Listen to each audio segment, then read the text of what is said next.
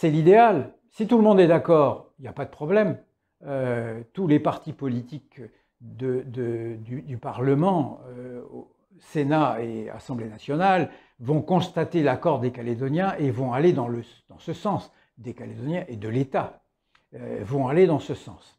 Alors, les dernières déclarations du FLNKS ou de ses représentants, moi je fais allusion en particulier à la déclaration de politique générale de Louis Mapou, première déclaration de politique générale d'un président kanak et indépendantiste. Kanak, c'est la deuxième fois. Diku Kewé a été également président de l'exécutif calédonien, mais indépendantiste pour la première fois, va dans le sens d'une discussion, ce qui n'était pas le cas des indépendantistes, qui avaient dit il y a quelques mois nous, on ne participe pas au référendum, et puis de surcroît, ne comptez pas sur nous le 13 décembre. Aujourd'hui, tout le monde est d'accord pour négocier.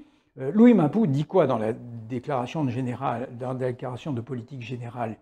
Il dit que la troisième consultation, dont l'issue est probable, ainsi que les implications, c'est-à-dire qu'il se situe déjà au-delà de la troisième consultation, et il bâtit son projet au travers de la déclaration de politique générale dans un souci d'amélioration dans son esprit, de continuité dans des institutions à négocier avec l'État. Et donc, je trouve que tout cela est plutôt de bon augure et laisse présager peut-être des